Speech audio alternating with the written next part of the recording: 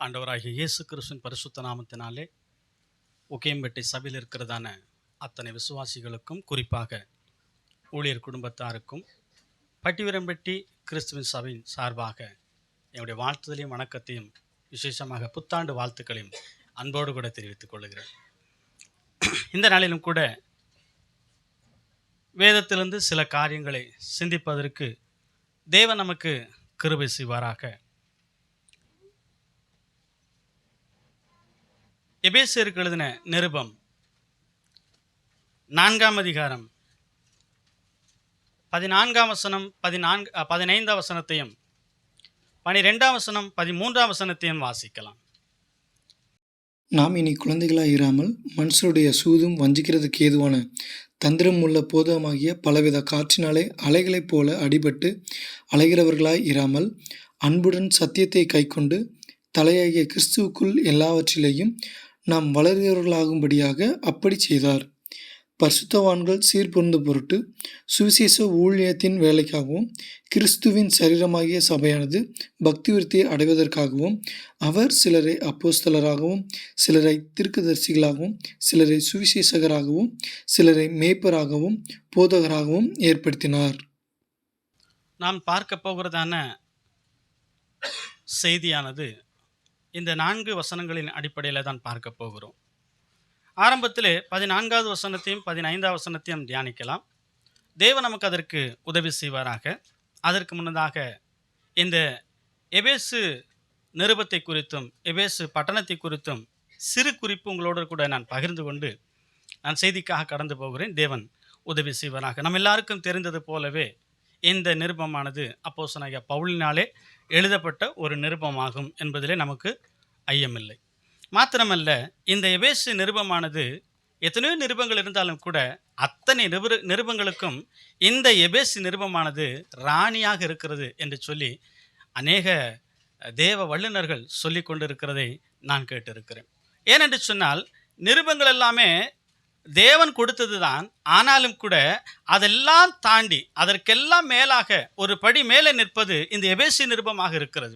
அது நமக்கு தேவன் கொடுத்த ஒரு கிருபையாக இருக்கிறது. ஆகையினால தான் இதற்கு சிறப்பு பேராக ராணிகளின் நிருபம் என்று சொல்லப்படுகிறது. அது மாத்திரமல்ல, இந்த நிருபம் எழுதப்படுவதற்கும் முக்கியமான காரணம் இருந்தது.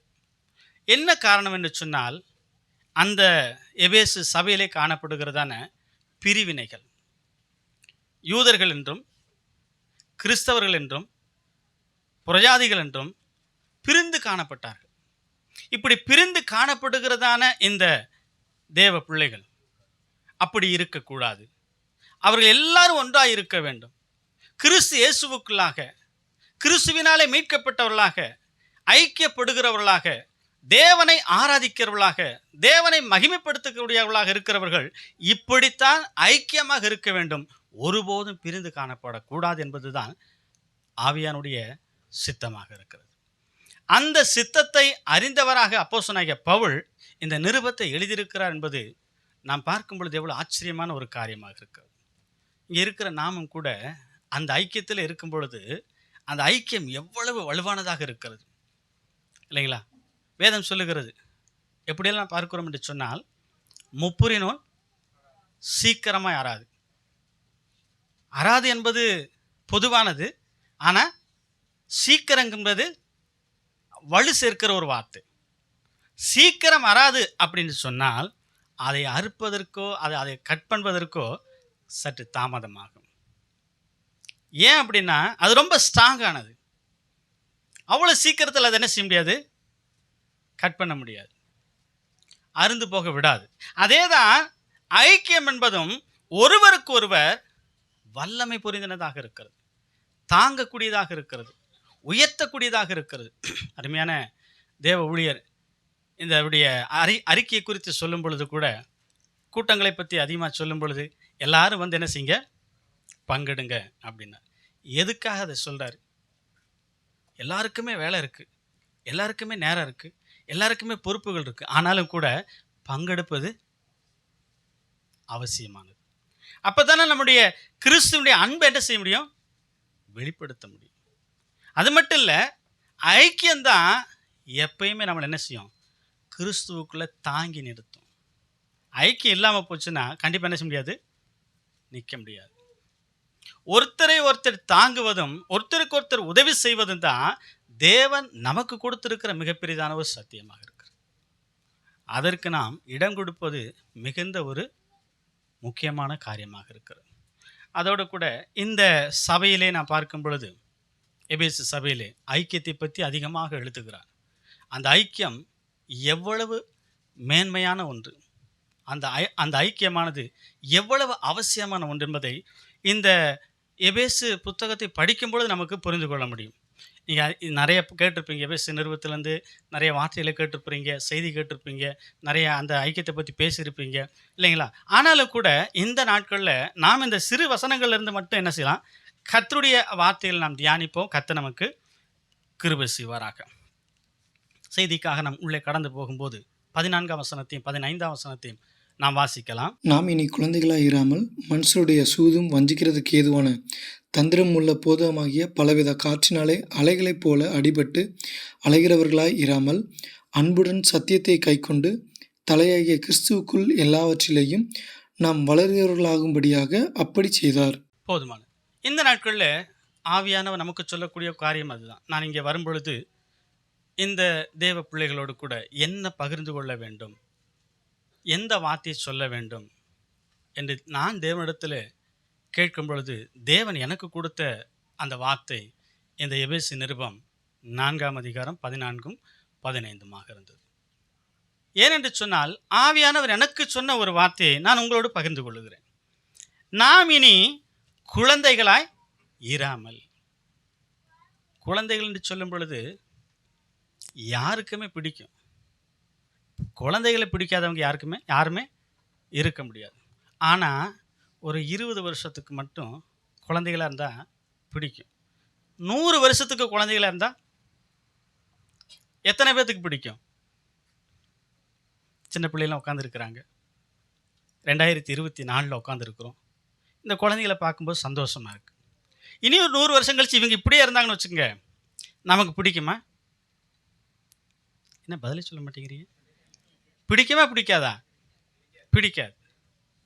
இன்றைக்கி அவங்கள என்ன செய்யலாம் அப்படின்னாக்கா, நம்ம வேலை வாங்கலாம், சேர் எடுத்து அங்கே வைப்பா, புக் எடுத்து அங்கே வைப்பான்னு சொல்லலாம்.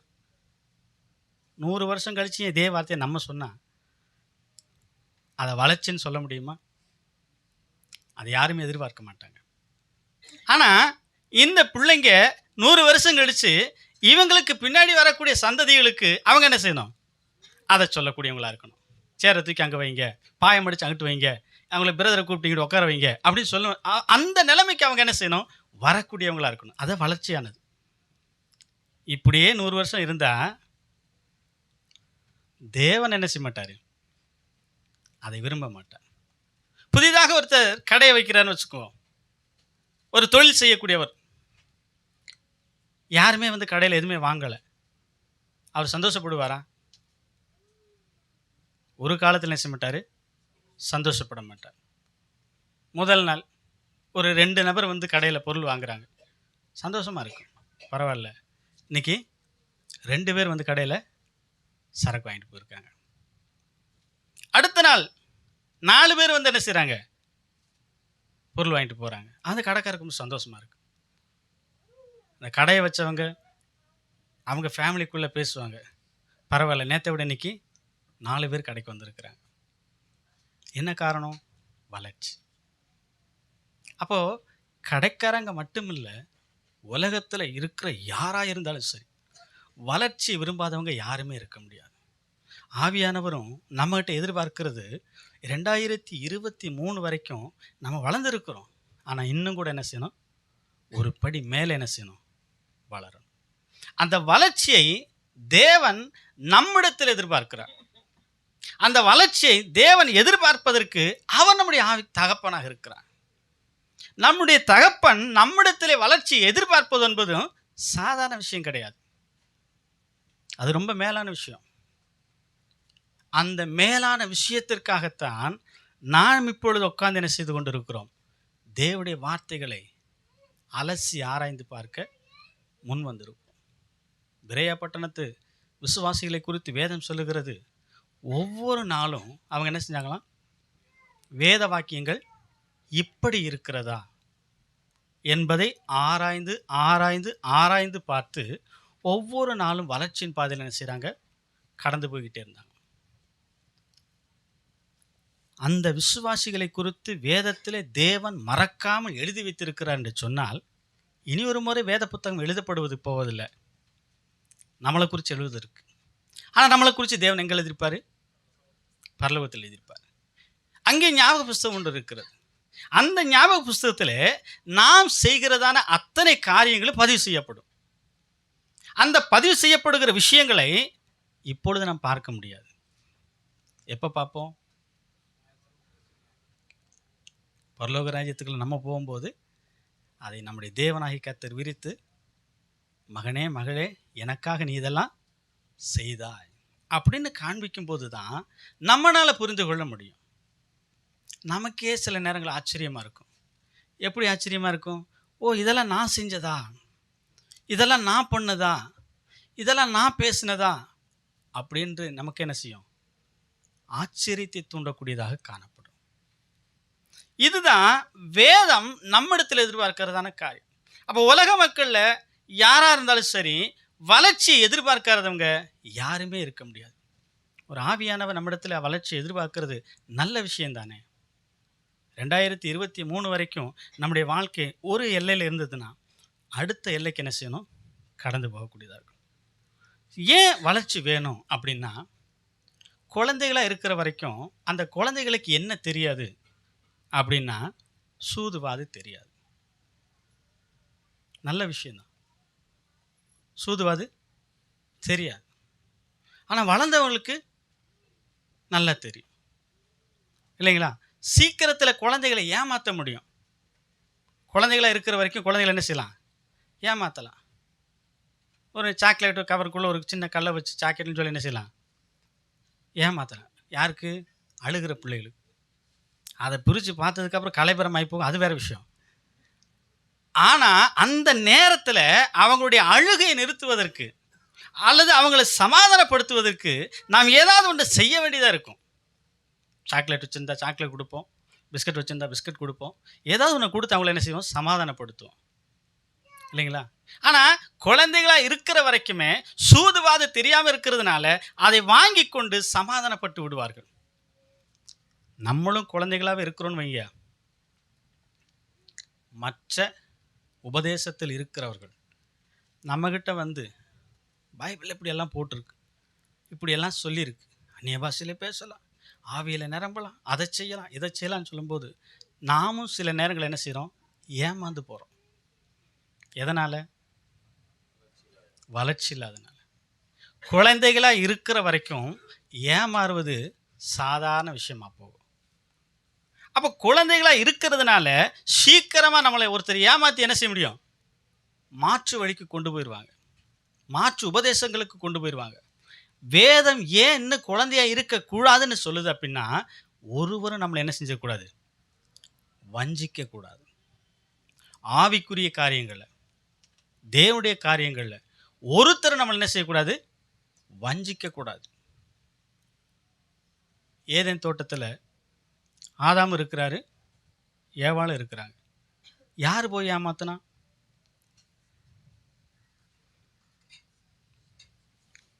பிசாசு, சர்ப்பம், என்ன வேணாலும் சொல்லுங்க, ரெண்டும் ஒன்று தான், சரிங்களா? சாத்தான் ஏமாத்துறான். ஏன் சீக்கிரமாக ஏமாந்தாங்க? சூதுவாது தெரியல, வளர்ச்சி இல்லை, ஏமாறக்கூடிய ஸ்டேஜிலே இருந்ததுனால சீக்கிரமாக என்ன செய்கிறாங்க? ஏமாந்துட்டாங்க. இப்போ நம்ம ரட்சிக்கப்பட்டு எத்தனை வருஷங்கள் ஆகும் அப்படின்னு நம்மளை கேட்டால் ஒவ்வொருத்தரும் ஒவ்வொரு நாளை சொல்லுவோம், ஒவ்வொருத்தரும் ஒவ்வொரு வருஷங்களை சொல்லுவோம். 10 வருஷம் ஆச்சு, 12 வருஷம் ஆச்சு, 15 வருஷம் ஆச்சு, 20 வருஷம் ஆச்சு, 30 வருஷம் ஆச்சு அப்படின்னு சொல்லுவோம். ஆனால் வளர்ந்துருக்குறோமா? அப்போ வளர்ச்சியை தேவன் எதிர்பார்க்கிறதுல அவருடைய தப்பா இல்லை நம்முடைய தப்பா? நம்ம தப்பு தான். அப்போ தேவன் நம்ம இடத்துல வளர்ச்சியை எதிர்பார்க்கிறது அவருடைய சிந்தனையில் இருக்கக்கூடிய ஒரு செயல். ஏன் வளர்ச்சி எதிர்பார்க்குறாரு? நான் ஏற்கனவே சொன்னேன், குழந்தைகளாக இருக்கிற வரைக்கும் யாரும் நம்மளை ஏமாற்ற முடியும். வள வளர்ந்து நம்ம வரும் பொழுது வேத வசனங்களை ஆராய்ந்து பார்ப்போம், சத்தியத்திலே நாம் நிலைத்து நிற்போம். ஒரு மனுஷனை நம்மளை என்ன செய்ய முடியாது? அசைக்க முடியாது. மாற்று உபதேசத்துக்காரங்களா இருந்தாலும் சரி, அல்லது வேற யாரா இருந்தாலும் சரி, ஆவிக்குரிய காரியங்கள் நம்மளை வெளியில் என்ன செய்ய முடியாது? கொண்டு போக முடியாது. நாம் ஸ்ட்ராங்கா அதில் விசுவாசத்தில் நிலைச்சு நிற்கக்கூடியவங்களா இருந்தால் மட்டும்தான் ஒரு மனுஷனுக்கும் நாம் என்ன செய்ய மாட்டோம்? காது கொடுத்து அதை கேட்க மாட்டோம். கேட்டாலும் எங்களுக்கு போதிச்சிருக்கிறாங்க, எங்களுக்கு எல்லாமே தெரியும். அதனால் இதை கேட்பதற்கு நாங்கள் தயாராக இல்லை. போயிட்டு வாங்கன்னு டாட்டான்னு சொல்லி அனுப்பிடலாம். தெரியல என்ன செய்வோம்? வாங்க பிரதர், வாங்க சிஸ்டர், சேரை தூக்கி போட்டு என்ன செய்வோம்? உட்கார வச்சு அவங்க கூட பேச ஆரம்பிச்சிடும். அவங்க கூட பேச ஆரம்பிக்கும்போது என்ன நடக்கும்? முதல் நாள் பேச்சுவார்த்தை, அடுத்த நாள் ஒரு சாப்பாடு, ஒரு டின்னரு, இல்லை ஒரு ஸ்டிஃபனு, இல்லைங்களா? அதுக்கப்புறம் என்ன ஆகும்? ரெகுலராக வர ஆரம்பிச்சிடுவாங்க. அப்போது நம்மை கிறிஸ்துவின் அன்பிலிருந்து, கிறிஸ்துவின் தயவிலிருந்து சீக்கிரமாக கொண்டு போயிடுவாங்க. எங்கே கொண்டு போயிடுவாங்க? சுத்தமாக விலை கொண்டு போயிடுவாங்க. உபதேசத்தை விட்டு மாறி போகும் பட்சத்தில் நம்முடைய வாழ்க்கை என்ன ஆகும்னு நினைக்கிறீங்க? அவ்வளோதான். சீர்குலைந்து போவது மாத்திரமல்ல, நம்முடைய வாழ்க்கை நரகத்தை நோக்கி போயிடும். அதனால தான் ஆண்டவர் சொல்றாரு, இன்னும் நீங்கள் குழந்தைகளாக இருப்பதில் எனக்கு மனம் இல்லை. நான் விரும்புவது என்ன அப்படின்னா, நீங்கள் வளர்ந்தவங்களாக காணப்படணும். அந்த 13 வசனத்தை மறுபடியும் ஒரு தடவை வாசிங்களேன். அவர் சிலரை அப்போஸ்தலராகவும், சிலரை தீர்க்கதரிசிகளாகவும், சிலரை சுவிசேஷகராகவும், சிலரை மேய்ப்பராகவும், போதகராகவும் ஏற்படுத்தினார். 14. நாம் இனி குழந்தைகளாய் இராமல் மனுஷருடைய சூதும் வஞ்சிக்கிறதுக்கு ஏதுவான தந்திரம் உள்ள போதகமாகிய பலவித காற்றினாலே அலைகளைப் போல அடிபட்டு அலைகிறவர்களாய் இராமல். வேதம் நமக்கு என்ன சொல்லுகிறது என்று சொன்னால், உபதேசத்தை கொண்டு வருகிறவர்கள் எப்படிப்பட்டவர்களாக இருக்கிறாங்கன்னு சொன்னால், காற்றினாலே அலைகிற அலைகளுக்கு ஒப்பான உபதேசங்களை உள்ளே கொண்டு வந்து என்ன செய்வாங்க? திணிப்பக்கூடியவங்க. அதை ஏன் திணிக்கிறாங்க அப்படின்னா, நம்மளை டைவர்ட் பண்ணி கொண்டு போவோம். குழந்தையாக இருக்கிற பட்சத்தில் நிச்சயமாக ஏமாந்து போவோம். வேதத்தில் பார்த்தீங்கன்னா, வளர்ச்சி இல்லாத விசுவாசிகளை தேவன் குழந்தையாகத்தான் சொல்கிறார். கொரிந்தியர்கள் நிருபத்தை நீங்கள் படித்து பாருங்களேன். 1 கொரிந்தியர் 3ஆம் அதிகாரம் 1 வசனத்தில் பார்த்தீங்கன்னா, மேலும் சகோதரரே, நான் உங்களை ஆவிக்குரியவர்கள் என்று எண்ணி உங்களுடனே பேசக்கூடாமல் மாம்சத்திற்குரியவர்கள் என்றும் கிறிஸ்துவுக்குள் குழந்தைகள் என்றும் எண்ணி பேச வேண்டியதாயிற்று. 13ஆம் அதிகாரம் 11ஆம் வசனம். குழந்தையாய் இருந்தபோது குழந்தையைப் போல பேசினேன், குழந்தையைப் போல சிந்தித்தேன், குழந்தையைப் போல யோசித்தேன். நான் புருஷனான போதோ குழந்தைக்கேற்றவர்களை ஒழித்து விட்டேன். இப்போ இதிலிருந்து நம்ம என்ன தெரிஞ்சுக்க முடியுது அப்படின்னா, கிறிஸ்து இயேசுவுக்குள்ளாக வளர்ந்தவங்க தான் அவங்களும். கொரிந்தியில் இருக்கக்கூடிய விசுவாசிகள் அப்படிப்பட்டவங்க தான். ஆனால் வளர்ச்சி இல்லாத பட்சத்தில் அந்த விசுவாசிகளை சீக்கிரமாக ஏமாற்றுவதற்குண்டான காரியங்கள் என்ன செய்கிறது? நடக்கிறது. அப்படி நடக்கும்போது விசுவாசிகள் வழி விலகி போயிடுறாங்க, வேதத்தை விட்டு வெளியே போயிடுறாங்க, தேவனை விட்டு பின்வாங்கி போயிடுறாங்க. அப்படி அவங்களுடைய வாழ்க்கை எங்கே போகுது அப்படின்னா, தரிகட்டு போகிறது, சீர்கட்டு போகிறது.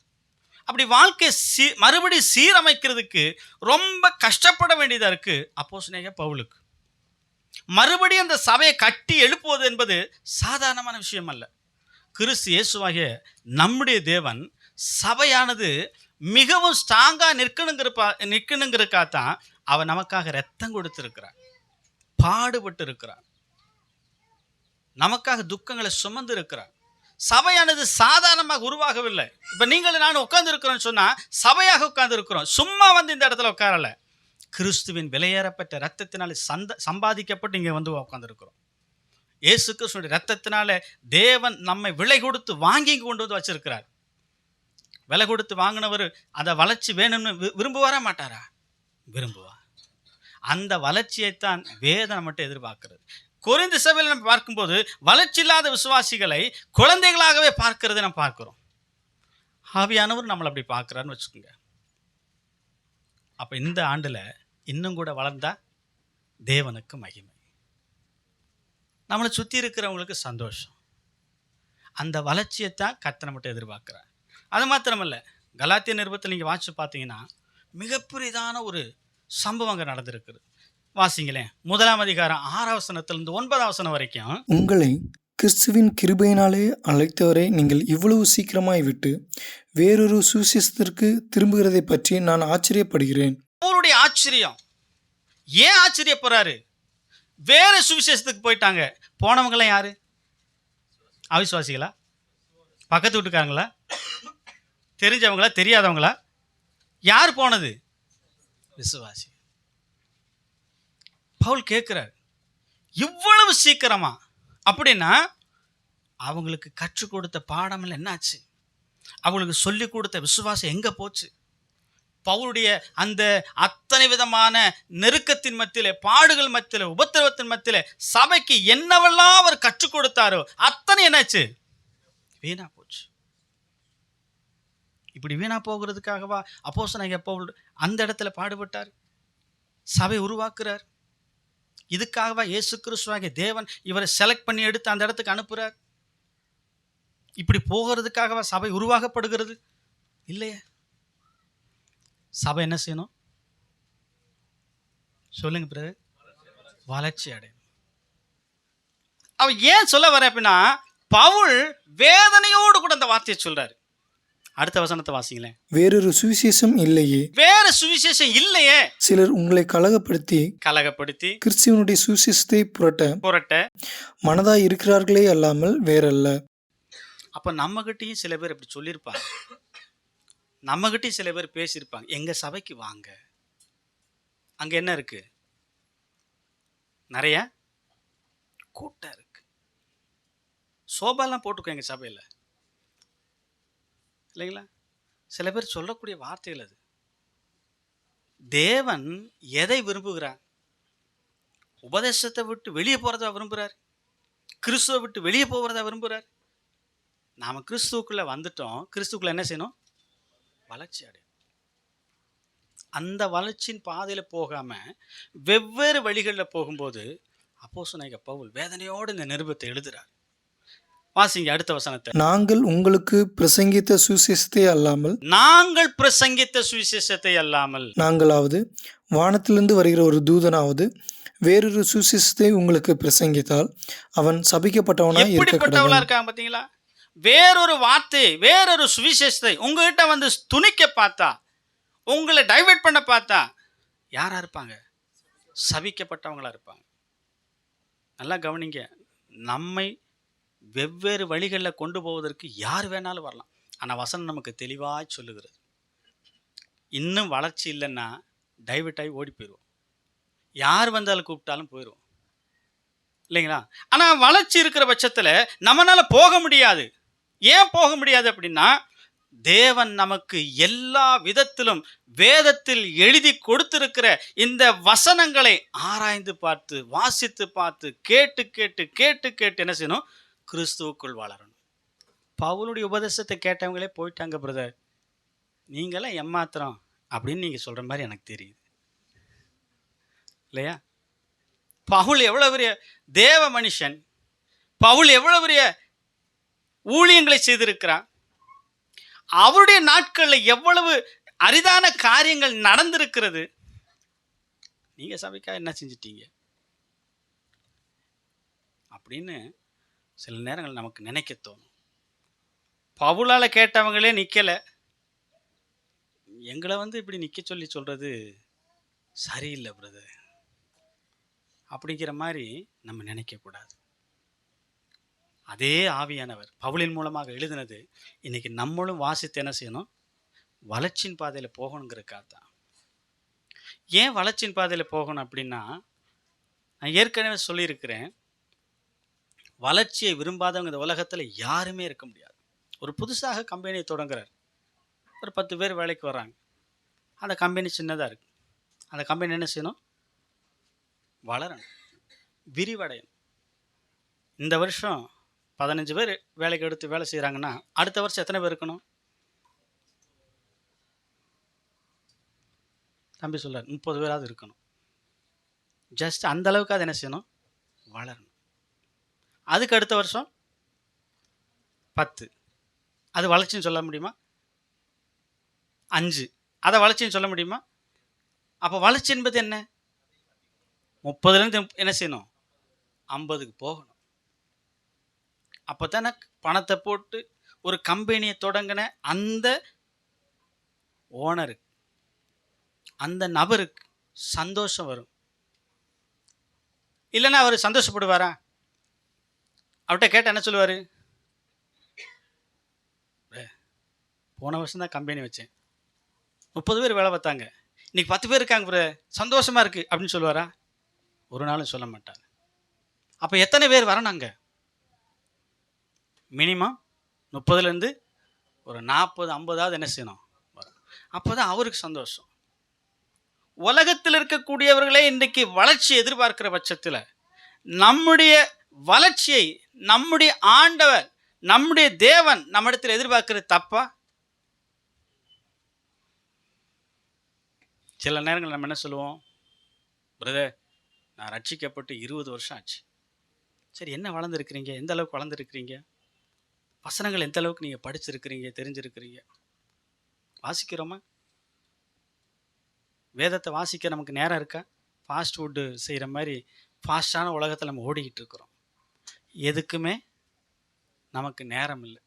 குடும்பத்தை பார்க்க வேலைக்கு போக, குடும்பத்தை பார்க்க வேலைக்கு போக, இது ரொட்டீனாக செஞ்சுக்கிட்டு இருக்கிறோம். ஆனால் வளர்ச்சி என்பது தேவன் எதிர்பார்க்கறது மட்டும் இல்லை, சபையும் சேர்ந்து வளரும். நம்முடைய ஆவிக்குரிய பிள்ளைகளும் சேர்ந்து வளருவாங்க. நாம் எந்த அளவுக்கு கிறிஸ்துவுக்குள் வளர்ந்துருக்கிறோமோ நம்முடைய பிள்ளைகளும் ஆவிக்குரியவங்களை என்ன செய்வாங்க? வளருவாங்க. தீமைத்துடைய பாட்டி, தீமைத்துடைய அம்மாலாம் பார்த்தீங்கன்னா வேத புத்தகம் சொல்லுகிறது, அவங்க ஆவிக்குரிய காரியங்களை கற்றுக் கொடுத்து தீமைத்தை என்ன செஞ்சாங்க? வளர்த்து எடுத்தாங்களாம். அம்மாவும் பாட்டியும் போட்டி போட்டு என்ன செஞ்சிருக்கிறாங்க? தீமைத்தியவுக்கு வேத வசனங்கள் சொல்லி கொடுத்துருக்கிறாங்க. அதை ஆண்டவர் எழுதி வச்சிருக்கிறார். நம்மளை குறித்து என்ன எழுதுவார் ஆண்டவர்? ஞாபக புஸ்தகத்தில். பல்லவர் ராஜ்யத்தில் நம்ம போய் பார்க்கும்போது அந்த பேஜை திருப்பி பார்த்தா நம்ம பேர் இருக்குமா? வளர்ச்சியின் பாதையில் நம்முடைய பிள்ளைகளுக்கு நம்ம என்ன சொல்லிக் கொடுத்தோம், என்ன கற்றுக் கொடுத்தோம், என்னத்தை அவங்களுக்கு சொல்லிக் கொடுத்தோம் அப்படிங்கிறத நாம் திருப்பி பார்க்கும்போது ஏதாவது இருக்குமா? எம்டியாக இருக்குன்னு வைங்க, நமக்கு சந்தோஷமாக இருக்குமா? இப்போ நீங்கள் தான் சொல்லணும். பரலோகத்துக்கு போயிட்டோம், ஞாபக புஸ்தகம் இருக்குது, திருப்பி பார்க்குறோம், ஒன்றுமே இல்லை. எவ்வளோ சந்தோஷப்படுவோம்னு நினைக்கிறீங்க? எவ்வளோ சந்தோஷப்படுவோம்? துளி கூட சந்தோஷம் வராது. ஆனால் அதே பரலோக ராஜ்யத்தில் தீமோத்தேயுடைய பாட்டியும் அவங்க அம்மாவும் இருப்பாங்களா? இல்லைமா? நம்ம கூட தான் நிற்பாங்க. அவங்க சந்தோஷப்படுவாங்களா? நம்ம சந்தோஷப்படுவோமா? அவங்க கூட சேர்ந்து நம்ம என்ன வேணா செய்யலாம். பரவாயில்ல சிஸ்டர், பரவாயில்ல பாட்டியம்மா, நல்லா வளர்த்துருக்குறீங்க. யார? தீமோத்தேயுவை. நாங்கள் அதை பார்த்து நாங்களும் அப்படியே ஓட்டிகிட்டு வந்துட்டோம் அப்படின்னு சொன்னால் நல்லா இருக்குமா? நல்லா இருக்குமா? நல்லா இருக்காது. கலாத்திய நிருபத்தில் இருக்கக்கூடிய இந்த காரியங்களை ஆராய்ந்து பார்க்கும்போது உண்மையாகவே எனக்கு என்ன தோணுது அப்படின்னா, பவுல் இந்த நிருபத்தை எழுதும்போது கண்ணீரோடும் வேதனையோடு எழுதியிருப்பார் இல்லைங்களா? சீக்கிரமாக விலகி போகிறாங்க, தேவனை விட்டு விலகி போயிட்டாங்க, வேறொரு சுவிசேஷத்தை கேட்டு விலகி போயிட்டாங்க. பவுல் சொன்ன சுவிசேஷத்தை இவங்கனால என்ன செய்ய முடியல, ஞாபகத்தில் வச்சுக்க முடியல, நிற்க மாட்டேங்குது. எவ்வளோ பெரிய 20 வரி ஒரு பாட்டு, சினிமா பாட்டு, இப்போ கேட்டால் கூட என்ன செய்வோம்? ஒன்று விடாமல் சொல்லுவோம், எழுத்து விடாமல் சொல்லிடுவோம். ஆனால் ஆவிக்குரிய காரியங்களை தேவன் நமக்கு கற்றுக் கொடுத்திருக்கிறான், அது என்ன செய்யல, நிற்க மாட்டேங்குது. தேவன் நம்ம இடத்துல எதிர்பார்க்கிற காரியம் வளர்ச்சி தான். அந்த வளர்ச்சிக்கு நாம் எந்த அளவுக்கு முக்கியத்துவம் கொடுக்குறோம்? ஆவிக்குரிய கூட்டங்களில் பங்கெடுப்பதற்கு என்ன செய்யணும்? முக்கியத்துவம் கொடுக்கணும். வளர்ச்சியின் பாதையில் என்ன செய்யணும்? முக்கியத்துவம் கொடுக்கணும். இன்றைக்கி வேத புத்தகத்தில் நம்ம பார்த்தோம்னா எத்தனை அளவுக்கு எத்தனை வசனங்கள் நமக்கு மனப்பாடமாக தெரியும் அப்படின்னா, தெரியும் பிரதர், எல்லாமே தெரியும். வேணா நீங்கள் சொல்லுங்களேன், அந்த வசனம் எனக்கு தெரியும், நான் சொல்லுவேன் அப்படின்னு சொல்கிறோன்னு வைங்க, நல்லா இருக்குமா? தேவன் தம்முடைய ஆ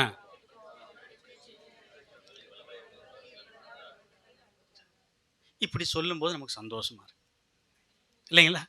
இப்படி சொல்லும்போது நமக்கு சந்தோஷமா இருக்கு. நான் ஆரம்பிக்கிறேன், நீங்க என்ன செய்றீங்க? முடிக்கிறீங்க. இதுதான் வளர்ச்சியின் பாதையில நம்ம போய்க்கிட்டே இருக்கிறோம்னு அர்த்தம். கர்த்தர் உங்களை அந்த வளர்ச்சியின் பாதையில கொண்டு போயிருக்கிறதுக்காக கர்த்தரை நான் துதிக்கிறேன், ஸ்தோத்தரிக்கிறேன். காரணம் என்ன தெரியுங்களா? இந்த வளர்ச்சியின் பாதையில போகிற ஒவ்வொரு விசுவாசிகள்கிட்டயும் ஆவிக்குரிய சிந்தை இருக்கும். ஆவிக்குரிய எண்ணங்கள் இருக்கும். யார் நம்மகிட்ட வந்து தேவையில்லாத உபதேசத்தை சொல்லும்போது, நாம அத என்ன செஞ்சுருவோம்? அவாய்ட் பண்ணி விட்டுருவோம். அத கேட்க மாட்டோம். அத தள்ளி விட்டுருவோம். ஏன் அப்படின்னா, விசுவாசத்திலே வளரக்கூடிய தேவனுடைய பிள்ளைகளா இருக்கக்கூடிய நமக்கு வேதம் அழகாய் சொல்லிக் கொடுத்திருக்கிறது. இதுதான் அப்போஸ்தலனாகிய பவுலும் கலாத்திய நிருபத்திலே அங்க இருக்கக்கூடிய விசுவாசிகளுக்கும் சொல்லிக் கொடுத்தார். அவர் சுவிசேஷம் சொல்லாம இருந்திருப்பாரா? சத்தியத்தை போதிக்காம இருந்திருப்பாரா? ஆவிக்குரிய காரியங்களை வளர வேண்டாம்னு சொல்லியிருப்பாரா? இல்ல. எல்லா காரியத்தையும் தான் சொல்லிக் கொடுத்தார். ஆனாலும் வேற சுவிசேஷத்துக்கு போகும்போது அவர் துக்கப்படுகிறார். அவர் வேதனைப்படுகிறார். அடுத்த வசனத்தை வாசிங்க பிரதர். முன் சொன்னது போல மறுபடியும் சொல்லுகிறேன், நான் மறுபடியும் சொல்லுகிறேன். நீங்கள் ஏற்றுக்கொண்ட சுவிசேஷத்தையே அல்லாமல் ஆ, வேறொரு சுவிசேஷத்தை ஒருவன் உங்களுக்கு பிரசங்கித்தால் அவன் சபிக்கப்பட்டவனாய் இருக்க கடவன். நல்லா கவனிங்க. வேறொரு சுவிசேஷத்தை, வேறொரு உபதேசத்தை யாராவது வந்து நம்மகிட்ட சொன்னா யாரா இருப்பாங்க? சபிக்கப்பட்டவங்களா இருப்பாங்க. இதை நம்முடைய மைண்ட்ல எப்பயுமே என்ன செய்யணும்? இருக்கணும். நமக்கு ஞாபகத்தில் நிற்கணும். ஒரு நாள் நம்ம மறக்கக்கூடாது. எபேசு சபை விசுவாசிகளை போல ஒரு நாள் நம்ம என்ன செய்யக்கூடாது? இருக்கக்கூடாது. நம்ம ஒரு சபையில் பிறந்திருப்போம், வளர்ந்துருப்போம். ஆனால் பிரதன் சபைக்குள்ளே தான் இருந்திருப்போம் இல்லைங்களா? ஆனால் மறுபடியும் இப்போ எங்கே தான் இருக்கோம்? அதே சபைகளுக்குள்ளே தான் இருக்கும். வளர்ச்சி என்பது நான் இந்த சபைகளுக்குள்ளே இருக்கிறதுனால மாத்திரமல்ல, வசனங்களை கேட்டு ஆராய்ந்து அந்த வசனத்தின்படி நம்ம கடந்து போகும்போது மட்டும்தான் வளர்ச்சியின் பாதையில் போயிட்டே இருக்க முடியும். எவ்வளவு பாடுபட்டு கலாத்திய சபைக்கு ஆவியானவர் பவுலை அனுப்பி எவ்வளவோ சொல்லி கொடுத்து எத்தனையோ காரியங்களை கற்றுக் கொடுத்தோம். அவர்கள் வளராமல் போனதுக்கு காரணம் பவுல் மேலே தப்பு கிடையாது, பவுல் மேலே தவறு கிடையாது. வழி விலகி போனது யாரு தான்? ஜனங்க. அந்த மனவேதனையோடு கூட மறுபடியும் அந்த சபைக்கு இந்த நிருபத்தை எழுதுகிறார். அடுத்த வசனத்தை வாசிங்க. இப்பொழுது நான் மனுஷரையா தேவனையா யாரை நாடி போதிக்கிறேன்? மனுஷரையா பிரியப்படுத்த பார்க்கிறேன்? நான் இன்னும் மனுஷரை பிரியப்படுத்துகிறவனாய் இருந்தால் நான் கிறிஸ்துவின் ஊழியக்காரன் அல்லவே. ஒரு தேவ ஊழியனுக்கு என்ன விருப்பம்? மனுஷனை பிரியப்படுத்தி ஒரு நாள் என்ன செய்யக்கூடாது? பிரசங்கம் பண்ணக்கூடாது, ஊழியம் செய்யக்கூடாது. ஒருவேளை வருத்தம் வரலாம், கஷ்டம் வரலாம், ஒருவேளை கத்தி மாதிரி குத்தலாம் வசனங்கள். ஆனால் எதுக்காக? எதுக்காக பிரதர்? எதுக்காக சிஸ்டர்? வண்டியில் போகிறோம், ஆக்சிடெண்ட் ஆயிடுச்சு. ஆக்சிடெண்ட் ஆகும்போது வலி அடிபட்டுருச்சு. நம்ம ஒன்றும் செய்யலன்ட்டு விட்டுட்டோம். 2 நாள் கழித்து பார்த்தீங்கன்னா பெருசாக வீங்கி போயிருக்கு. உள்ள என்ன இருக்குது? சீல் இருக்கு. இப்போ சீல் சும்மா வருமா? வெளியில் சும்மா வருமா? வராது. அப்போ என்ன செய்யணும்? அதை கத்திரி போட்டு தானே செய்யணும், கட் பண்ணணும். இல்லைன்னா கத்தி போட்டு என்ன செய்யணும்? அறுத்து சீல் எடுக்கும். சீல் எடுக்கும்போது சந்தோஷமாக இருக்குமா? தேவன் சில நேரங்களில் நம்முடைய சீல் என்ன செய்வார்? பிதிக்கு எடுப்பார். அப்போ ஐயோ அப்பான்னு என்ன செய்யக்கூடாது? கத்தக்கூடாது. கத்துனாலும் எனக்காக ஆண்டவர் என்ன செய்கிறாரு? செய்வார். தேவன் சில நேரத்தில் இப்படிப்பட்ட காரியத்தை நமக்கு செய்வார். சீல் புதுக்கிற வேலை தேவன் செய்யக்கூடிய காரியம். அது நேராக வந்து செய்ய மாட்டார். யாரை கொண்டு செய்வார்? ஆனால் அப்படி பேசுகிறவங்கள பார்த்தா நமக்கு சுத்தமாக பிடிக்காது. பாவ மனுஷன் அங்கேருந்து வந்திருக்காரு, நல்ல செய்தி கொடுப்பாருன்னு பார்த்தாக்கா அவர் என்ன சொல்கிறாரு? சீல் புதுக்கிற வேலையை பற்றி சொல்லிட்டு இருக்காரு. இதுக்காக நாங்கள் இவ்வளோ நாள் உட்காந்து ஜாம் பண்ணிட்டு இருந்து இவர் வர சொன்னோம் அப்படின்னு நமக்கு தோணும். தோணுமா? தோணாது சார்? அப்படி தான் தோணும் இல்லைங்களா? ஆனால் ஆவியானவர் நம்மகிட்ட எதிர்பார்க்கறது என்ன அப்படின்னா, சீல் புதுக்கிற வேலை இந்த 2024 தொடங்கி இருக்கிறார். எதுக்காக? அது நல்லா ஆறி என்ன செய்யணும்? குணமாகணும். குணம் ஆயிடுச்சுன்னா அப்புறம் என்ன இருக்காது? வலி இருக்காது. இப்ப பிதுக்கும்போது வலி இருக்க தான் செய்யும். நம்முடைய வளர்ச்சியின் பாதையில நம்ம எடுத்து வைக்கிற ஒவ்வொரு அடியும் சில நேரங்களில் சறுக்கும். 2 ஸ்டெப்பு வச்சா 3 ஸ்டெப்பு ஒழுக்கலாம். ஆனா என்ன செய்யக்கூடாது? சோர்ந்து போகக்கூடாது. மறுபடியும் என்ன செய்யணும்? காலை முன்னாடி தான் வைக்கணுமா, பின்னாடி வைக்கக்கூடாது. நிறைய பேர் என்ன செய்வோம்? கால் எடுத்து முன்னாடி வைக்க மாட்டோம், பின்னாடி வைக்கணும். அங்கனே நின்றுக்குறோம். முன்னாடி போனால் தானே சறுக்கும், பின்னாடி போனால் தானே பின்னாடி போயிட்டேன்னு சொல்லுவாங்க. நான் எங்கேயுமே போகல, அப்படியே நின்றுக்கிறேன்ட்டு நின்றுக்குவோம். இது வளர்ச்சியா? வளர்ச்சி இல்லை. அப்போ வளர்ச்சி என்பது தேவன் நம்மகிட்ட என்ன செய்யணும்? சந்தோஷப்படணும். என் பிள்ளை இந்த வருஷம் ஆவிக்குரிய காரியங்களை வளர்ந்திருக்கிறான், என் மகன் இந்த வருஷத்துல ஆவிக்குரிய காரியங்களை முன்னேறி இருக்கிறான். போன வருஷம் எங்கேயுமே ட்ராக்ஸ் எடுத்து போனதே கிடையாது. இந்த வருஷத்துல என் பிள்ளை என்ன செய்யறான்? 2 வீட்டுக்கு ட்ராக்ஸ் கொடுத்துருக்கான். யார் சந்தோஷப்படுவா? நம்ம மீட்டெடுத்த ஆண்டவர் சந்தோஷப்படுவார். நம்ம சபை ஊழியக்காரங்க சந்தோஷப்படுவாங்க. நம்ம சபையில் இருக்கக்கூடிய விசுவாசியை சந்தோஷப்படுவாங்க. பரவாயில்ல, இந்த பையன் போன தடவை கூட இந்த மாதிரி இல்லையே, இந்த தடவை நல்லா உற்சாகம் இருக்கான், ஆக்டிவாக இருக்கான்.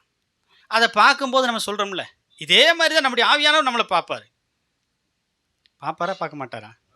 பார்ப்பார். அப்போ வளர்ச்சியின் பாதையில் போகும்போது தேவன் நம்மை பார்த்து நெசுவார், சந்தோஷப்படுவார். அப்போஸ்தலனாகிய பவுல் கலாத்தியா சபை விசுவாசிகளை பார்த்து சந்தோஷப்படலை, வேதனைப்பட்டார். வேதனையோடு இந்த நிருபத்தை எழுதி அவங்ககிட்ட கொடுக்குறார். எதுக்காக? சீல் புதுக்கி தான் கொடுக்குறார்.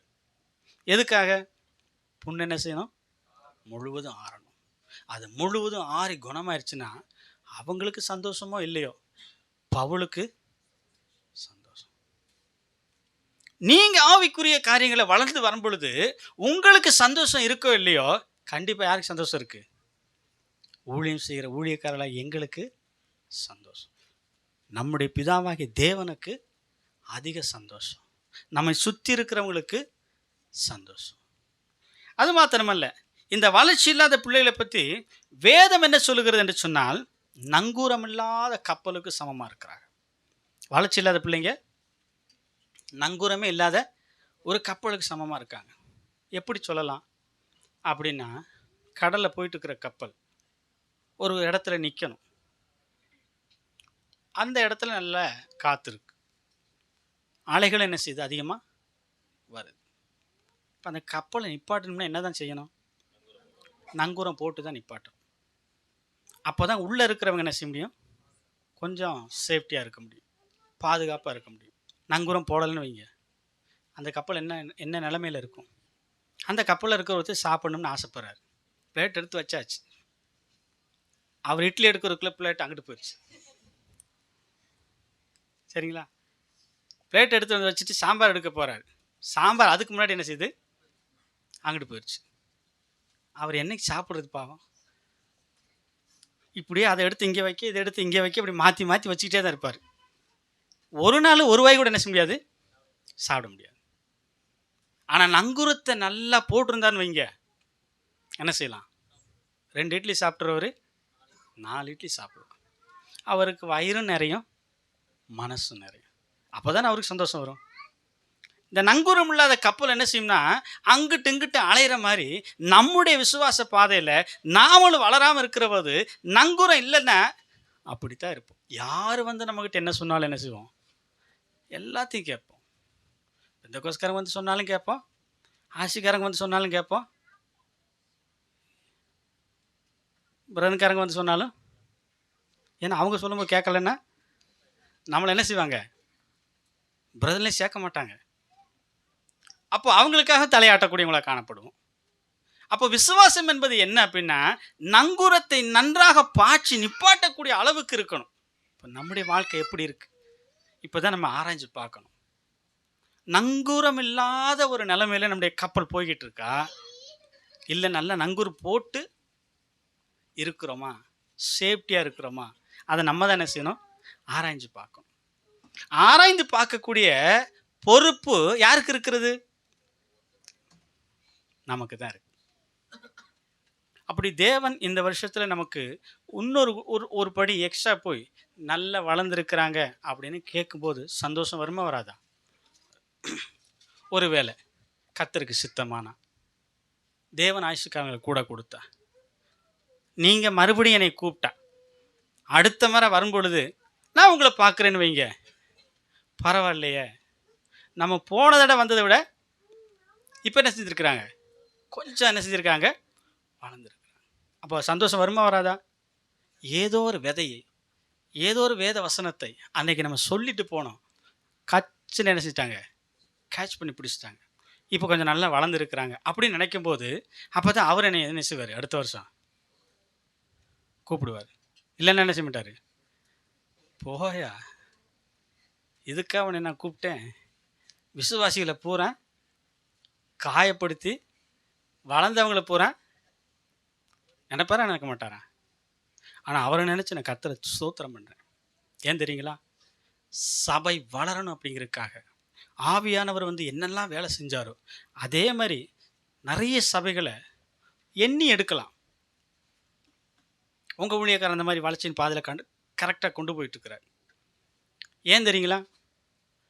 மாதத்தில் 4 வாரம், சில மாதத்தில் 5 வாரம், ஆனால் மூணாவது வாரத்தை செலக்ட் பண்ணி வச்சுருக்கிறார். எதுக்காக?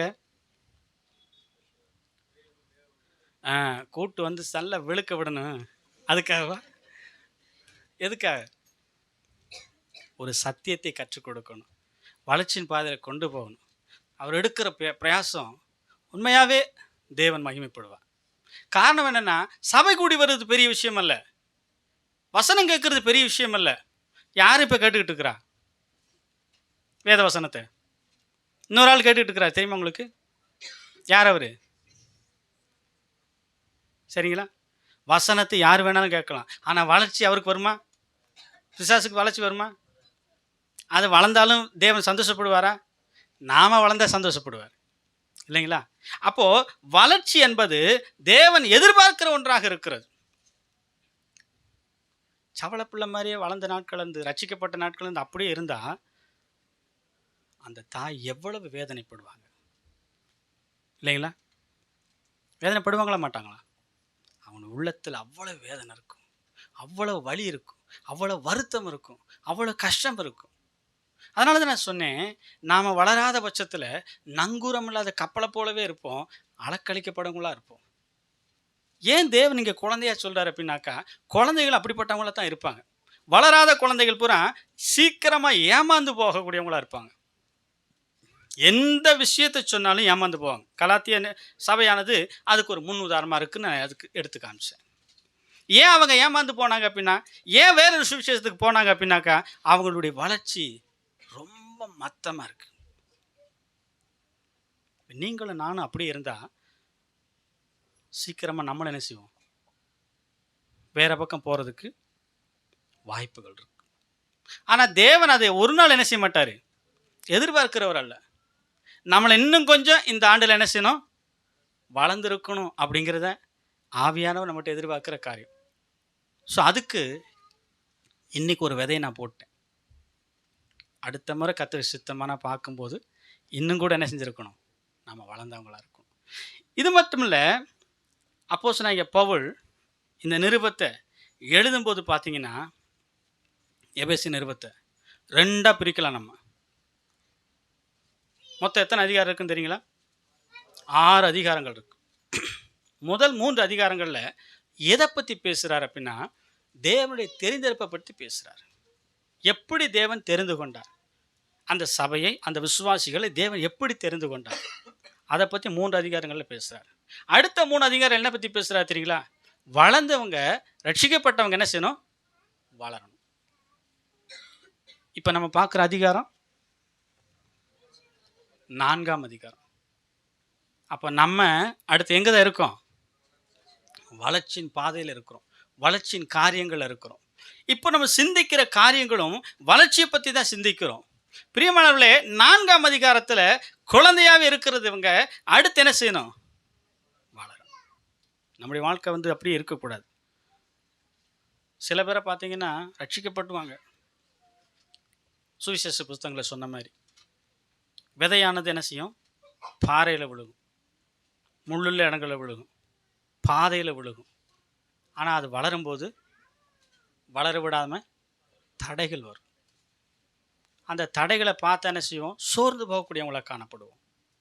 ஆனால் நல்ல நிலத்தில் விழுந்த விதைகளுக்கு ஒரு தடைகளும் இருக்காது. அது என்ன செய்யும்? நல்லா வளர்ந்து பலன் கொடுக்கக்கூடியதாய் காணப்படும். இந்த பலனைத்தான் தேவன் நல்ல நிலத்தில் விழுந்த விதைகளாகிய உங்கள்கிட்டையும் என்கிட்டையும் அவர் எதிர்பார்க்கிறவராக இருக்கிறார். அதுக்கு நம்ம என்னதான் செய்யறது? ஒரு தீர்மானம் பண்ணணும். என்ன தீர்மானம் பண்ணணும்? ஆண்டவரே, 2023 வரைக்கும் நான் எப்படி இருந்தேனோ எனக்கு தெரியாது. 2024 நான் கொஞ்சமாச்சும் வளர்ந்துருக்கேன்னு என்ன செய்யணும்? என்னை சுற்றி இருக்கிறவங்களுக்கு தெரியும். குறிப்பாக என் ஆண்டவருக்கு என்ன செய்யணும்? தெரியணும். அவர் சந்தோஷப்படணும். அதுக்கு நான் என்ன பண்ணணும்? ஆண்டவர், என் வளர்ச்சிக்கு ஏதுவான நிலைமையில நான் எப்படி வளரணும்? தேவனுடைய ஆலோசனை கேட்டால் கண்டிப்பாக என்ன செய்வார்? தருவார். பக்கத்தில் இருக்கிற விசுவாசிட்டு போய் யார்ட்டையும் கேட்டுறாதீங்க. வேற சபைக்கு போகிறவங்ககிட்ட என்ன சொல்லுவாங்க?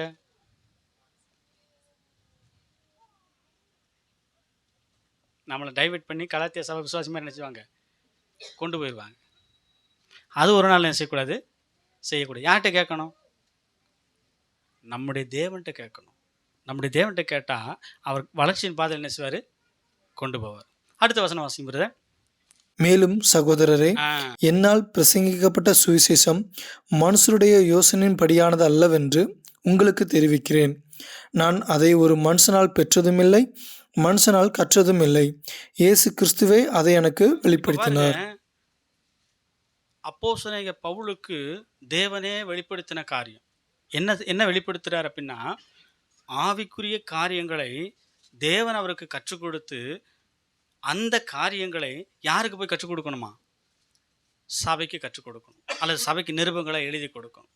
தேவன் கொடுத்ததை தேவ பிள்ளைகளுக்கு கொடுக்கணும். அங்கிருந்து வாங்கி இங்க என்ன செய்யணும்? கொடுக்கணும். ஒரு மீடியேட்டரா இருக்கணும். எங்க வேலை தான்.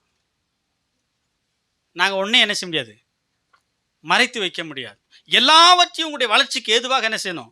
கொடுத்தே ஆகணும், சொல்லி ஆகணும். நீங்கள் வளர்ந்தாலும் நாங்கள் சொல்லித்தாகணும். நீங்கள் வளர மாட்டேன்னு பிடிவாதமாக இருந்தாலும் நாங்கள் சொல்லித்தாகணும். சொல்லலை அப்படின்னா தேவனுக்கு நாங்கள் கணக்கு கொடுக்கணும், இல்லைங்களா? ஏன் அப்படின்னா, தேவன் இந்த காரியங்களில் நம்ம பார்க்கும்போது, எபேசியர் நிருபத்தில் பார்க்கும்போது, அவங்க இன்னும் குழந்தைகளாக இருக்கிறாங்க. அந்த குழந்தை என்னைக்கு வளர்ந்து வாலிபனாகிறது, என்னைக்கு வளர்ந்து பெரியவனாகிறது. ஒரு குடும்பத்தில் கஷ்டப்படுறாங்கன்னு வச்சுங்க, கஷ்டப்படுற குடும்பத்திலேருந்து அந்த பிள்ளைங்க வளராமல் அப்படியே இருக்கிறாங்கன்னு வச்சுக்கோங்க, இவங்களுக்கு என்றைக்கு வந்து உதவி செய்யக்கூடியவங்களாக இருப்பாங்க? ஒரு அம்மா கொண்டு போய் 5ஆம் வகுப்பில் பையனை சேர்த்துட்டாங்க. 10 வருஷம் கழித்து அந்த பையன்கிட்ட அந்த அம்மாட்ட கேட்டான், என் பையன் இன்னும் 5ஆவது தான் படிக்கிறான் அப்படின்னு சொல்கிறாங்கன்னு வச்சுக்கோங்க, எப்படி இருக்கும்? அதை வளர்ச்சின்னு சொல்ல முடியுமா? சொல்ல முடியாது. 5ஆவதுல சேர்த்தவனை 10 வருஷம் கழித்து கேட்கும்போது என்ன செய்யணும், இல்லைங்களா? காலேஜ் போயிருக்கணும். காலேஜில் படிக்கிறான்னு சொன்னா தான் வளர்ச்சி. என் பையன் காலேஜில் படிக்கிறான், 2nd இயர் படிக்கிறான், 3rd இயர் படிக்கிறான், முடிக்க போகிறான் அப்படின்னு சொன்னால் சந்தோஷமாக இருக்கும். அந்த மாதிரி சொல்லாமல் இன்னும் 5ஆவதுலேயே இருக்கிறான்னு சொன்னால் அது வளர்ச்சின்னு சொல்ல முடியுமா? சொல்ல முடியாது, இல்லைங்களா? அப்போ தேவன் நம்மகிட்டே அதைத்தான் எதிர்பார்க்குறாரு. உடனே நான் 10 வருஷத்துக்கு முன்னாடி ரட்சித்தேன், 10 வருஷமாக இப்படி தான் இருக்க, அப்படியே தான் இருக்க. 20 வருஷத்துக்கு முன்னாடி உன்னை ரட்சித்தேன், நீ அப்பயும் அப்படியே தான் இருக்கிற அப்படின்னு ஆண்டவர் சொன்னார்னு வச்சுங்க, நமக்கு சந்தோஷம் வருமா? வராது. ஆவிக்குரிய காரியங்களை ஒவ்வொரு ஸ்டெப்பாக எடுத்து வச்சு வளரக்கூடியவங்கள காணப்படணும். இன்றைக்கி நிறைய ஏன் இந்த வளர்ச்சி எதிர்பார்க்குறோம் தெரியுமா? ஏன் தேவன் நம்மிடத்தை வளர்ச்சி எதிர்பார்க்குறது தெரியுமா? அநேக போதனைகள் பெருகி போயிருக்கிறது. நம்ம டைவெர்ட் பண்ணி கொண்டு போகக்கூடிய போதனைகள் நிறைய இருக்குது. கிறிஸ்துவின் அன்பை விட்டு பிரிக்கக்கூடிய உபதேசங்கள் பெருகி போயிருக்கு. கிறிஸ்துவுக்காக வாழ்வதற்கு இன்னைக்கு நம்ம ஆயத்தமாகவே இல்லை. தேவன் நமக்கு கொடுத்திருக்கிற விசுவாச வாழ்க்கையானது அவரை பிரியப்படுத்தி தான் வாழணும். அவருடைய நாம மகிமைக்காக வாழணும். என்னை மீட்டெடுத்த ஆண்டவரை நான் இன்னொருவருக்கு என்ன செய்யணும்? அறிமுகம் செய்து இன்னொரு நபர் என்ன செய்யணும்? கிறிஸ்துவுக்குள்ளாக கொண்டு வரணும். வளர்ச்சிங்கிறது அதுதான். நம்மளே வளராத பட்சத்தில் இன்னொருத்தர் எப்படி கொண்டு வருவோம்? ஒரு நாளும் சாத்தியப்படாது. ஒரு சம்பவத்தை நான் உங்களோட சொல்லி ஆசைப்படுகிறேன். ஒரு முறை ஒரு கிராமத்துக்கு ஊழியத்துக்காக போயிருந்தோம். நானும் இன்னொரு 4-5 சகோதரர்களும் சேர்ந்து ஊழியத்துக்கு போகிறோம். இப்போ அங்கே போகும்போது பார்த்தீங்கன்னா எதிர்த்தாப்புல ஒரு 4-5 சகோதரிமார் நிற்கிறாங்க. அதில் ஒரு சகோதரி தன்னுடைய இடுப்பில் ஒரு குழந்தைய வச்சுருக்கிறாங்க. அவங்ககிட்ட போய் ட்ராக்ஸை கொடுத்துட்டு, ஆண்டவராக இயேசு கிறிஸ்து உங்களை நேசிக்கிறாருன்னு, உங்களுக்கு நேரம் கிடைக்கும்போது படித்து பாருங்கள் அப்படி சொல்லும்போது அந்த அம்மா சொன்னாங்க, இதில் என்ன எழுதியிருக்கு? அவளை கேட்டால் பார்த்தாதான் அப்படியே ஸ்டாப் பண்ணி நின்றுட்டோம். நின்றுட்டு என்ன செய்கிறோம்? அந்த அம்மாட்ட பேசுகிறோம். வானத்தையும் பூமி படைச்ச ஆண்டவராகிய இயேசு கிறிஸ்து உங்களை நேசிக்கிறார். உங்களுக்காக இந்த உலகத்தில் வந்து தன்னுடைய உயிரை கொடுத்துருக்கிறார். அப்படியே சுவிசேஷத்தை ஒன்றா சொல்ல ஆரம்பிச்சிட்டோம். அப்படி சொன்னாலும் கூட என் மைண்டில் என்ன ஓடுது அப்படின்னா, அந்த அம்மாவுடைய இடுப்பில் இருக்கக்கூடிய குழந்தை மேலே தான் என்னுடைய சிந்தனை போகுது. ஏன் தெரியுங்களா? முகத்தை பார்த்தா சின்ன வயசு மாதிரி தெரியல, ஆனால் உருவத்தை பார்த்தா எப்படி இருக்குது? சின்ன குழந்தை மாதிரி இருக்கு. சுவிசேஷத்தை சொன்னாலும் எனக்கு முழுசாக சொல்ல முடியல. இடையில நிறுத்திட்டு அந்த அம்மாட்ட கேட்குறேன், குழந்தைக்கு என்னம்மா வயசு? 18 அப்படின்னாங்க. எத்தனை வயசு? 18 வயசு. இன்னும் எங்கே தான் இருக்கான்? அப்போ கேட்கும்போது அந்த அம்மாவுடைய கண்ணில் அப்படியே தாரதாரியா கண்ணீர் வருது. கேட்டேன், என்ன பிரச்சனை? ஏதோ ஒரு போலி அட்டாக், வளர்ச்சி இல்லை, குழந்தையாகவே இருக்கான். பார்க்கும்போது எப்படி தான் இருக்கான்? குழந்தையாக தான் இருக்கான். நீங்கள் உருவத்தை பார்த்தீங்கன்னா 5 வயசு குழந்தை மாதிரி தான் இருக்கும், ஆனால் வயசு என்ன? 18. அந்த தாய் எவ்வளோ நொறுங்கி போயிருப்பாங்க. சுற்றி பார்த்தீங்கன்னா பிள்ளைங்கள்லாம் விளையாடுறாங்க, சுற்றி பார்த்தீங்கன்னா பிள்ளைங்களாம் என்ன செய்கிறாங்க? ஆடி ஓடிட்டு இருக்காங்க. அத்தனை பேர் விளையாடும் போது இந்த இந்த தாயுடைய பிள்ளை எங்கே இருக்கான்னா இடுப்பில் உட்காந்துருக்கான். ஏன் என்னாச்சு? 18 வருஷமாக தூக்கி சுமந்துக்கிட்டு இருக்கேன் பிரதர். ஐயா, 18 வருஷமாக சுமந்துக்கிட்டு இருக்கிறேன். என் பிள்ளைக்கு வளர்ச்சி இல்லை, என் பிள்ளைனுடைய வளர்ச்சி அவ்வளவுதான். முகத்தை பார்த்தா 18 வயசு முகம் தனியாக தெரியுது, ஆனால் சரீரத்தை பார்க்கும்போது அந்த வளர்ச்சி தெரியலை. எவ்வளவு துக்கத்தோட, எவ்வளவு வேதனையோட, எவ்வளவு வலியோட, எவ்வளவு ஆதங்கத்தோட அந்த தாய் இருந்திருப்பாங்க. உங்களையும் என்னையும் மீட்டெடுத்த ஆண்டவர் நம்ம பார்க்கும்போது அப்படி பார்க்கக்கூடாது. எப்படி பார்க்கணும்? எப்படி பார்க்கணும்? அதே நிலைமையில நம்ம இருக்கிறோம்னு வச்சுக்கோங்க, தேவன் நம்மை பார்த்து சந்தோஷப்படுவாரா?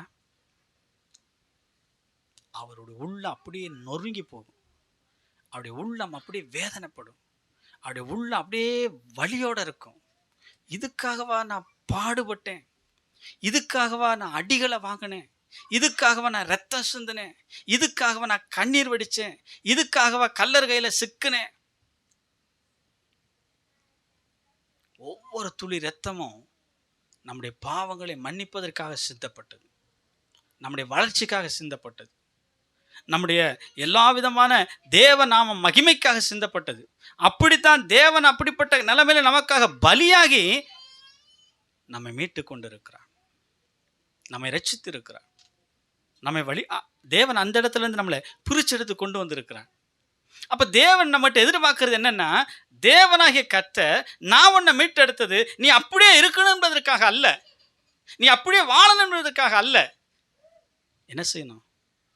வளரணும், ஆவிக்குரிய காரியங்களில் வளரணும், கிறிஸ்துவுக்குள்ள வளரணும், இன்னும் நன்மை செய்யக்கூடியவங்களாக காணப்படணும், அதிகமான வேத வசனத்தை வாசிக்கணும், இன்னும் அதிகமான நண்பர்களுக்கு சுவிசேஷத்தை அறிவிக்கணும், சபையின் ஆக்டிவிட்டிஸ் காரியங்களில் எல்லாம் எவ்வளோ பங்கெடுக்க முடியுமோ அவ்வளோ பங்கெடுக்கணும். தேவனுக்காக என்னெல்லாம் செய்ய முடியுமோ அதெல்லாம் செய்யணும். இல்லை பிரதர், என்ன ஆண்டவர் மீட்டு எடுத்தார் போதும். நான் யாருக்கு எதுவுமே சொல்ல மாட்டேன், நான் யாருக்கிட்ட எதையும் பேச மாட்டேன், நான் யாருக்கு எதையும் தெரியப்படுத்த மாட்டேன், நான் ரட்சிக்கப்பட்டா போதும் அப்படின்னு இருக்க முடியலமா? இருக்கலாமா? சொல்லுங்க. இருக்கக்கூடாது. இப்போ நான் உங்களை கேட்குறேன், எத்தனை பேருக்கு ரட்சிக்கப்பட்ட பிற்பாடு நாம் கிறிஸ்துவனுடைய அன்பை சொல்லி இருக்கிறோம், சுவிசேஷத்தை அறிவிச்சிருக்கிறோம்? யாரையெல்லாம் நம்மனால இயன்ற அளவுக்கு சுவிசேஷத்தை சொல்லி சபைகளுக்கு கொண்டு வந்திருக்கிறோம்? வேதம் சொல்லுது, அது நம்ம எல்லார் மேலே விழுந்த கடமை. இங்கிருந்து யாரும் தப்பிச்செல்லாம் போக முடியாது. யார்கிட்ட இருந்து? ஆண்டவர்கிட்ட இருந்து. ஊழியக்காரன்ட்ட தப்பிச்சிடலாம், மூப்பர்கிட்ட இருந்து தப்பிச்சிடலாம், தெரிஞ்சவர்கிட்ட இருந்து தப்பிச்சிடலாம். யாருக்கிட்ட தப்பிக்க முடியாது? தேவன்கிட்ட இருந்து தப்பிக்க முடியாது. ஏன் தெரியுங்களா? தேவன் உங்களையும் என்னை மீட்டெடுத்ததுக்கு ஒரு நோக்கம் இருக்கு. ஆவிக்குரியவங்கள வளர்ச்சியில் நிறைய விஷயங்கள் இருக்கு. ஒன்று, கிறிஸ்துவை இன்னொருத்தருக்கு அறிமுகப்படுத்துவது. இன்னொன்று, அவங்கள ரட்சிப்புகளை கொண்டு வருவது. ரெண்டாவது, நம்மளால சொல்ல முடியலன்னா சொல்ல தெரிஞ்சவங்கள என்ன செய்யலாம்? கூட்டிகிட்டு போய் சொல்லுங்க பிரதர்னு கொண்டு போய் விடணும். சிஸ்டர், நீங்கள் வந்து அவங்ககிட்ட பேசுங்க அப்படின்னு நம்ம என்ன செய்யணும்? இல்லை பிரதர், எனக்கு ஒன்றுமே தெரியாது, நானே இன்னும் வளராதவனாக இருக்கேன் அப்படின்னு சொல்லிட்டு என்ன செய்யக்கூடாது? தட்டி கழிக்க கூடாது. அது ஆவிக்குரிய வளர்ச்சி அல்ல. அப்படியெல்லாம் தீமோத்தேயுடைய பாட்டியோ அம்மாவை நினச்சிருந்தா தீமோத்தேயு என்ன செஞ்சிருக்க முடியாது? ஒரு ஊழியக்காரனை வளர்த்து எடுத்திருக்க முடியாது. அப்போஸ்தலனாகிய பவுல் தீமோத்தேயுவை பார்க்கும்போது நல்ல ஒரு நல்ல வளர்ச்சி அவங்ககிட்ட பார்க்குறான். ஊழியத்துக்கு செட் ஆவான்னு தெரியுது. காரணம் என்ன? தாய் விதைகளை போட்டிருக்கிறாங்க, அவருடைய பாட்டி விதைகளை போட்டிருக்கிறாங்க, ஆவிக்குரிய காரியங்களை ஒன்று விடாமல் கற்றுக் கொடுத்துருக்கிறாங்க. தீமோத்தேயுடைய நல்ல பழக்கங்கள் தெரியுது. பார்த்தார், வா உடன் ஊழியனா இரு, கொண்டு வந்தார். நிறைய சபைகளுக்கு அனுப்புகிறார். அந்த சபையில் போய் நீ என்ன செய்? ஊக்கப்படுத்து, விசுவாசிகளை உற்சாகப்படுத்து, இந்த வார்த்தைகளை போய் சொல்லு. அந்த சபையில் இப்போ இன்னும் வளர்ச்சி இல்லாமல் இருக்கு, அவங்களுக்கு இதெல்லாம் சொல்லி கொடுத்துட்டு வா. அனுப்புகிறார். பவுல்கிட்ட பெரிய டீமே இருந்தது. பர்னபா, மார்க்கு, பேர் சொல்ல முடியாத அளவுக்கெல்லாம் நிறைய பேர் இருந்தாங்க. அவர் வச்ச இந்த டீமே பெரிய டீம். காரணம் என்ன? ஒவ்வொரு சபைகளும் உருவாக்கப்பட்ட பிற்பாடு சபை சவள பிள்ளை அப்படியே இருக்கக்கூடாது, சபை வளரணுங்கிறதுக்காக ஒவ்வொருவரும் என்ன செய்கிறாரு? அனுப்பிக்கிட்டே இருக்கிறார். அதுதான் நான் அப்போதையும் சொன்னேன், நம்முடைய சபையும் வளரணுங்கிறதுக்காகத்தான் அவங்க ஊழியக்கார ரிஸ்க் எடுத்து இந்த 3வது வாரத்தில் எதையோ மூலையில் கடந்து எங்களை என்ன செஞ்சிருக்கிறாரு? கொண்டு வந்திருக்கிறார். இவர் வந்தால் ஏதாவது ஒரு சொல்லுவார், அடுத்த வாரத்தில் இன்னொரு வரும்போது இன்னொரு காரியத்தை சொல்லுவார். எப்படியோ விசுவாசிகள் வளர்ந்துடணும். தேவராஜ்யத்துக்குள்ளே பிரவேசிக்கும் போது நீங்கள் எப்படி வளர்ந்தீங்க அப்படின்னு கேட்டால் யாரை சொல்லுவோம்? எங்கள் ஊழியக்காரெலாம் இல்லை பஸ், நாங்கள் எப்படி வளர்ந்துட்டோம் அப்படி சொல்ல முடியுமா? இனி சொல்ல முடியாது. ஏன் தெரியுங்களா? ஆவிக்குரிய காரியங்களில் எந்த அளவுக்கு வளர்ச்சிக்காக என்னெல்லாம் செய்ய முடியுமோ அதையெல்லாம் உங்களுடைய ஊழியக்காரர் செஞ்சுக்கிட்டு இருக்கிறதுனால நீங்கள் தப்பிச்சு போகவும் முடியாது, சாக்கு போக்கு சொல்லவும் முடியாது. அதனால் கிறிஸ்துவுக்குள்ளாக அடுத்த கட்டத்துக்கு தேவன் உங்களை கொண்டு போவதற்கு அருமையான ஊழியக்காரர்களை உங்களுக்காக தேவன் வைத்திருக்கிறார். வாய்ப்புகளை பயன்படுத்தி என்ன செய்யணும்? கிறிஸ்துவுக்குள்ளாக வளருவதற்கு முன்னேறணும். ஒரு சில நேரங்களில் ரட்சிக்கப்பட்ட புதுசில் பார்த்தீங்கன்னா நல்ல வசனங்களை வாசிப்போம், பைபிளை வாசிப்போம், ஆவிக்குரிய புஸ்தகங்களை வாசிப்போம். கொஞ்ச நாள் போயிடுச்சுன்னா வாசிக்க மாட்டோம், அதை தொட மாட்டோம். ஏன்? வளர்ந்துட்டோம்ல, வளர்ந்து நமக்கு அது இனி தேவையில்லை அப்படின்னு நம்ம நினைப்போம். ஆனால் ஒரு தேவ பிள்ளைகள் எப்படி வளர முடியும் அப்படின்னா நாளுக்கு நாள் என்ன செய்யணும்? வேத வசனங்களை வாசிக்கிறது மாத்திரமல்ல, அதை செயல்படுத்தும். அதான் சொன்னேன், சுவிசேஷம் சொல்வதற்கு வாய்ப்பு கிடைக்கும் போது அதை சொல்லாமல் இருக்கக்கூடாது. அந்த வாய்ப்பு கிடைக்கும் போது அவங்களை ஆதாயப்படுத்துவதற்கு என்ன செய்ய முடியுமோ அதை செய்யணும். சபையுடைய வளர்ச்சியில் சபையானது நமக்கு என்ன பொறுப்புகளை கொடுக்கிறதோ அந்த பொறுப்புகளை தட்டி கழிக்கக்கூடாது, வாலண்டரியாக கேட்டு வாங்கணும். நான் என்ன செய்யணும் பிரதர், நான் என்ன செய்யணும் சிஸ்டர், என்னால் என்ன செய்கிறதுக்கு விரும்புகிறீங்க சொல்லுங்கள், நான் செய்கிறேன். காரணம் என்ன தெரியுங்களா? வளர்ச்சி என்பது அப்படிப்பட்டதாக இருக்கணும். தேவனுடைய வார்த்தையில பகிர்ந்து கொண்டீங்க, ரொம்ப சந்தோஷமா இருக்கு. ஆனா இது பத்தாது, இன்னும் வளர்ச்சி தேவை. வேதம் சொல்லுது முழங்கால் அளவு கணுக்கால் அளவு பத்தாதுங்கிறாரு. எவ்வளவு தூரம்? மூழ்கி மூழ்கி என்ன செய்யணுமா? நீந்தணும்னு வேதம் சொல்லுது.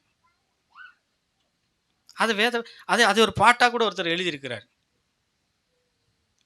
அதுதானே வளர்ச்சி என்பது.